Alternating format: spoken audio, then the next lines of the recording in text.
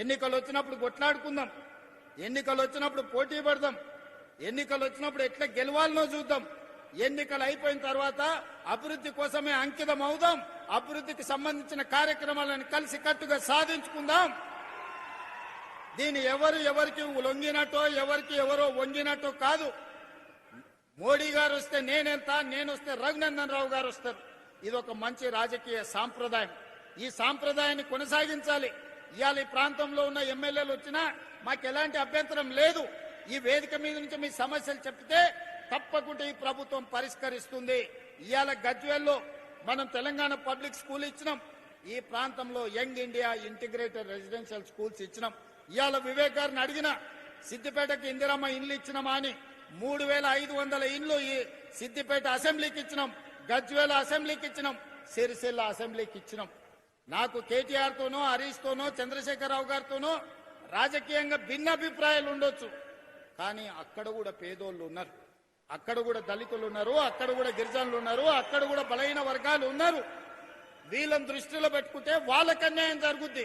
అందుకే ఇవాళ సిరిసిల్ల, సిద్దిపేట, గజ్వేల్ కూడా ప్రతి నియోజకవర్గానికి 3500 ప్రకారం 10,500 ఇండ్లు ఈ 3 అసెంబ్లీ నియోజకవర్గాలలో ఇచ్చి మా నిజాయితీ చూపించుకున్నాం. ఈ పరిశ్రమ ఇవాళ సిద్దిపేటలో ఉంది. నేను కావాలంటే 2024లోనే ఈ పరిశ్రమ పనులు ప్రారంభమైనాయి. నేను ముఖ్యమంత్రి అయినాకనే తుమ్మల నాగేశ్వరరావు గారి పని మొదలు పెట్టారు. కావాలంటే ఇది నేను కొడంగల్కు తీసుకుపోతుంటేనా? ఎందుకు ఇక్కడ కట్టించినాం? ఇక్కడ రైతుల కోసం కట్టించినాం. ఇక్కడ ఉండే ఎమ్మెల్యే కోసం కట్టలే, ఎమ్మెల్యే ఉన్నాడని తరలించలే. ఇవాళ సిద్దిపేటలో కట్టిన తర్వాతనే నా కొడంగల్కి ఇంకొక పరిశ్రమ ఇయ్యమని మా మంత్రులను నేను అడుగుతున్నా. నేను వివక్ష చూపియను, వివక్ష అని చెప్తున్నారు తప్పు. ఒకవేళ వివక్ష గురించి చర్చించాల్సి వస్తే 2014 నుంచి 2024 వరకు మీరు కొడంగల్కి ఎన్ని నిధులు ఇచ్చిండ్రు, ఈ 24 నెలల నేనెన్ని ఈ ప్రాంతానికి నిధులు ఇచ్చినో మొత్తం లెక్క తీద్దాం. వివక్ష మా ఇంట వంట లేదు. మిమ్మల్ని చూసి ప్రజల్ని అంచనా వేయం. ప్రజలతో మాకు ప్రత్యక్ష సంబంధం ఉంది. పేదల పట్ల మాకు ప్రేమ ఉంది, పేదల పట్ల అభిమానం ఉంది. ఆ పేదల కోసం పనిచేస్తాం తప్ప రాజకీయ నాయకుల కోసం పనిచేయం. మీరు అట్లా చేసింది కాబట్టి మేము కూడా అట్లనే ఉంటామని అనుకుంటే అట్లాంటి ఆలోచనలని దూరం పెట్టమని చెప్పి నేను విజ్ఞప్తి చేస్తున్న ఈ శాసనసభ్యుడికి. రాజకీయాలు ఎన్నికలు వస్తే ఓకే, ఎన్నికలు పోటీ పడదాం. ఎవరేందో ప్రజలు తీర్పిస్తారు. నువ్వు చెప్పేది నువ్వు చెప్తావు, నేను చెప్పేది నేను చెప్తా. చివరికి ప్రజలు తీర్పిస్తారు. 2014, 2018 కూడా మేము పోటీ పడ్డాం. ఆనాడు మీకు ఇచ్చిన అధికారం. 2023లో మీరు మేము పోటీ పడ్డాం. కానీ అధికారం మాకిచ్చిండ్రు. 2029లో మళ్ళీ మాకే ఇస్తారు. కాకపోతే ఆ ఎల్లా సిద్దిపేట నుంచి ఎమ్మెల్యేని గెలిపించండి. సిద్దిపేట నుంచి గెలిచిన ఎమ్మెల్యేను మా పెద్దలు దామోదర్ రాజనరసింహ గారు, మా వివేక్ వెంకటస్వామి గారు మంత్రిని చేయించే బాధ్యత వాళ్ళిద్దరు తీసుకుంటారు. 2029 ఎన్నికలలో సిద్దిపేటలో గెలిచే ఎమ్మెల్యేను వాళ్ళిద్దరు మంత్రిని చేసే బాధ్యత తీసుకుంటారు. ఈ వేదిక మీద నుంచి నేను మీకు మాట ఇస్తున్నా. ఈ ప్రాంతంలో 1984 నుంచి 2029 వరకు ఒకే కుటుంబం ప్రజలలో ఉన్నారు. ఇతరులకు ఒక అవకాశం ఇవ్వండి అని నేను అడుగుతున్నా. చూడండి, మార్పు చేసి చూడండి, మంచి జరుగుద్దో లేదో చూడండి. అందుకే ఈ ప్రాంత ప్రజలు చైతన్యవంతులు. ఈ ప్రాంత ప్రజలు విచక్షణతో ఆలోచన చేయండి. ఈ ప్రాంతాన్ని అభివృద్ధి చేసే బాధ్యత మా ప్రభుత్వం తీసుకుంటుంది. మల్లన్న సాగర్ సమస్య ఉండొచ్చు, ఇతర సాగునీటి ప్రాజెక్టులప్పుడు ఏటిగడ్డ కిష్టాపూర్లో 48 గంటలు నేను దీక్ష కూర్చున్న మల్లన్న సాగర్ అప్పుడు. ఆనాడు దామోదర్ రాజనరసింహ గారు, రఘునందన్ రావు గారు అందరి ప్రాంత రైతుల కోసం వచ్చి నిలబడ్డారు.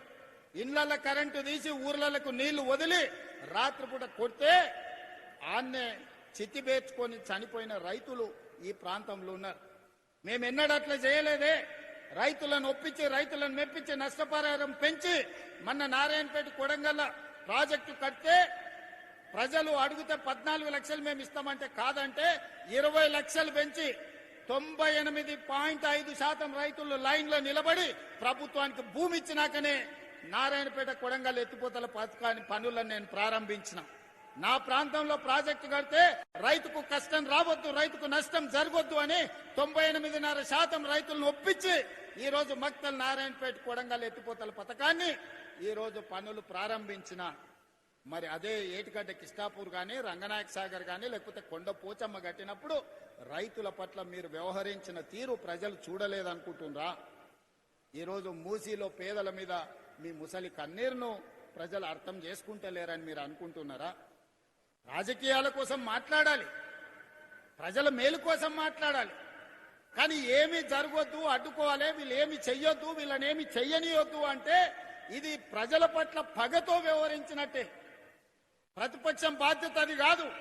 ప్రతిపక్షం బాధ్యత ప్రభుత్వానికి సూచన చేయాలి, ప్రభుత్వంతో ప్రశ్నించాలి, అవసరమైతే ప్రభుత్వంతో కొట్లాడి పేదలకు ఏ విధంగా మేలు చేయాలనో ప్రయత్నం చేయాలి తప్ప మేము అడ్డుకుంటాం, మేము అడ్డం పండుకుంటాం, నేను నిన్ను ముందుకే పోనీ అని అంటే ఎట్లా? మీరు ఒక్కసారి చెప్పండి. పోనీ అని అంటే మీ సోదరుడు ఊరుకుంటాడా? మీకు తెలియదా? అడ్డం పండుకుంటే ఆగుతామా? ఈడు ఉన్నోళ్ళని అడుగుతున్నా, ఒకవేళ అడ్డం పడుకుంటే ఆగుతామా? 20 నాడు అడ్డం పండుకున్నారు కదా, అడ్డం పండుకుంటే దాటుకొని రాలేదా? ఇవాళ ముఖ్యమంత్రి సిద్దిపేటకు రాలేదా? వస్తాం కదా. మీరు అండగుంటేదో పెద్ద సమస్యనా? ఇవాళ కూడా నేను చెప్తున్నా, మళ్ళా 29లో వస్తాం, సిద్దిపేటలో సమావేశం పెడతాం, సిద్దిపేట నుంచి గెలిచినోని మంత్రిని చేసి ఈ ప్రాంత అభివృద్ధికి అవసరమైన నిధులు ఇస్తాం. ఆ నిధులలో మా వాట మేం తెచ్చుకుంటాం. మోడీ గారిని అడిగేది ఉంటే మోడీ గారిని అడుగుతాం. అదృష్టం బాగుండి రఘునందన్ రావు గారు పెద్ద పొజిషన్లు ఉంటే ఆయన సహకారం కూడా తీసుకుంటాం. ఎన్నికలు వచ్చినప్పుడు చేసే పని ఎన్నికలప్పుడు చేస్తాం, ఓడగొట్టాల్సిన పని ఓడగొట్టేటందుకు చేస్తాం. ఒకవేళ మీరు అభిమానించి గెలిపిస్తే, పెద్ద కుర్చీ వస్తే మన రాష్ట్రానికి నిధులు తెస్తాం. నాకెందుకే సిగ్గు బేసిజము? నేను రైతు పిల్లగాని ఊరు నుంచి వచ్చిన, కష్టపడి వచ్చిన, వ్యవసాయం అంటే తెలుసు. ఏ చెట్టుకి ఏ పురుగు పడుతుంది, ఏ పురుగు పడితే ఏ మందు కొట్టాలనో తెలిసినోని, తెలియకుండానే ఇంత దూరం వచ్చినా. ఏ చెట్టుకి ఏ పురుగు పట్టినా పురుగును వదిలిచ్చే తెలివితేటలు మీరిచ్చిండ్రు, దేవుడు ఆశీర్వదించిండ్రు. ఏ దానికి కూడా ఎవరు వెనక ముందు ఆలోచన చెయ్యకండి. ఈ ప్రాంతాన్ని అభివృద్ధి చేసుకుందాం. మా అధికారులకు సూచన చేస్తున్నా, సిద్దిపేటను ఏ మాత్రం వివక్ష వహించకండి, చూడకండి. సిద్దిపేట ప్రాంతానికి అభివృద్ధి నిధులు ఇవ్వండి. మిగతా నియోజకవర్గాలను ఏ విధంగా చూసుకుంటున్నామో సిద్దిపేట పట్ల ఎలాంటి వివక్ష చూపించాల్సిన అవసరం లేదు. ఇది తెలంగాణలో ఉన్న శాసనసభ నియోజకవర్గం. 119 శాసనసభ నియోజకవర్గాలను సమాన దృష్టితో చూస్తాం. మాలాకటి వెనుకబడ్డోళ్ళము, ఆకలైనోళ్ళము, ఒంటిపూట తిన్నోళ్ళము, ఓ బుక్క ఎక్కువ తింటే మీరు కూడా అయ్యే ఇన్ని రోజులు ఉపాసం పండి ఇప్పుడు ఓ బుక్క తింటుండని మీరు కూడా జర చూసి చూడనట్టు ఉండరు. ఎందుకంటే మేము జొన్న రొట్టెలు కందిపప్పు తిని బతికినోళ్ళం. ఇప్పుడే జర తెల్లపువ్వు తిని చికెన్ మటన్ తినే కాడికి వచ్చిన జర ఆకలి ఉంటుంది.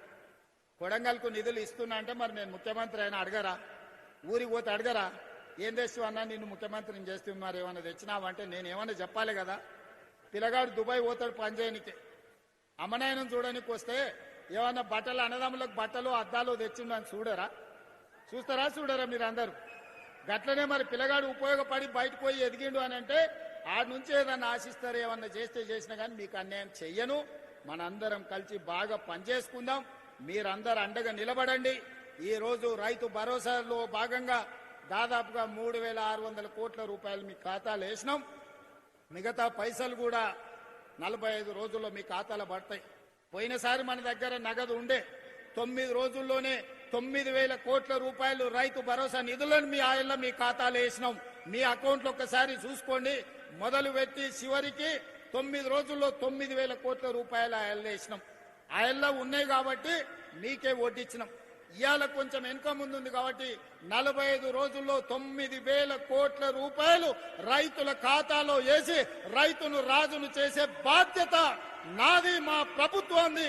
మీరు ఆశీర్వదించండి, అండగా నిలబడండి. అభివృద్ధి పదం వైపు తెలంగాణ రాష్ట్రాన్ని నడిపించుకుందామని తెలియజేస్తూ మీ అందరి దగ్గర సెలవు తీసుకుంటున్నా. ధన్యవాదాలు మిత్రులారా.